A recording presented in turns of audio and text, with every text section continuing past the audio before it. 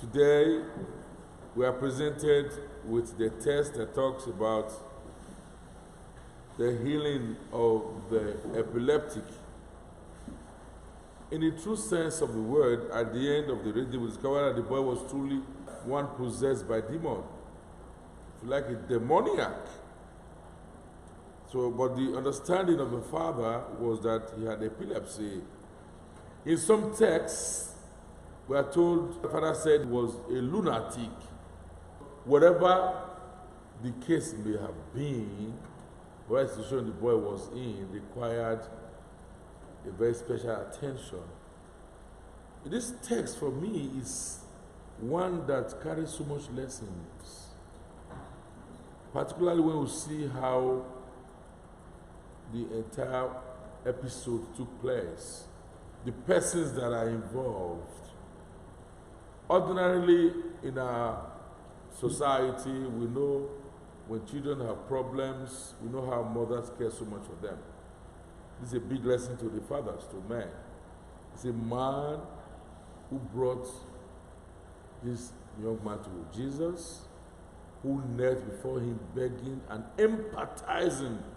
A few days ago, we were told about the Canaanite woman who ran after Jesus and shouting after Jesus, begging Jesus, crying, asking Jesus for help. Here is a man who's empathizing for his son.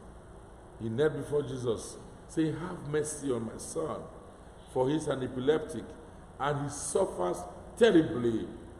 He tries to explain to Jesus the agony that this young man goes through. So he suffers terribly. He's so concerned about the pain of his son. That touches him, that moves him, that made him come to Jesus. He empathizes with his son.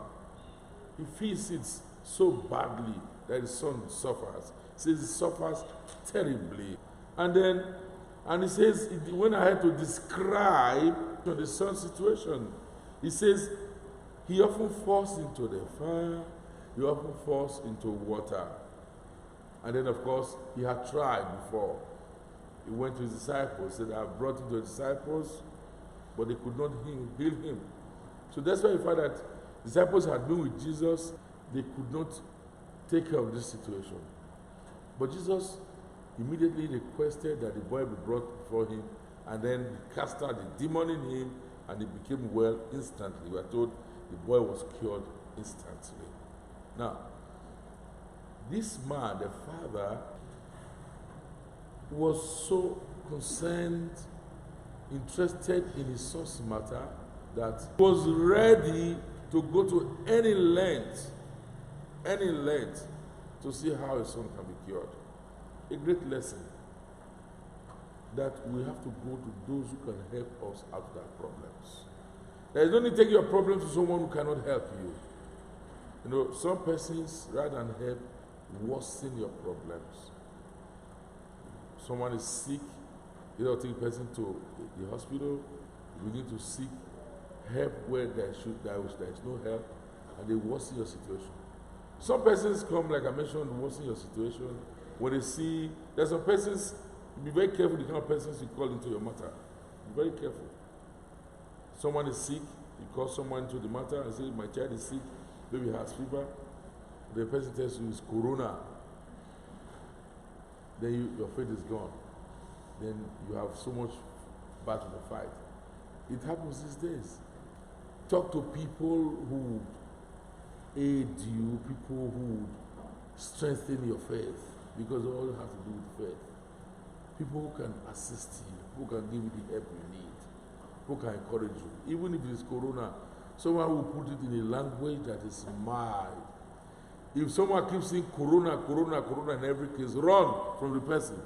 Because even when you have a wound, you will call it corona. So be very careful. There are ways some of these things are referred to, and they are easier to accept. You know, when people refer to certain ailments in ways that depletes other people's faith, they fight your faith, fight against your faith. Because just talks about faith here, it's very important. But you go to someone who will encourage you.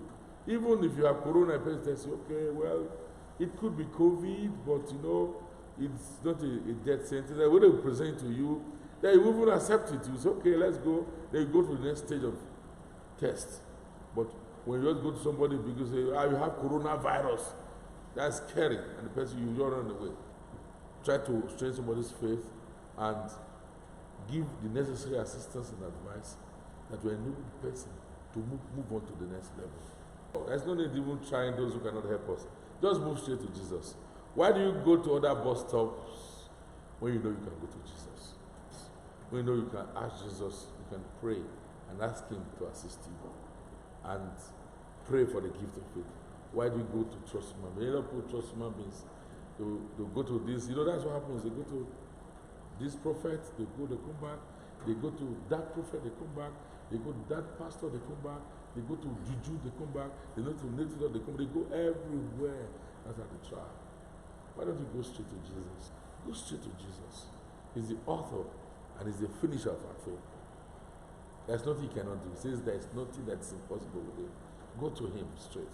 So if you know the way, go straight to the way. And then you won't be wasting time. You have your prayers answered.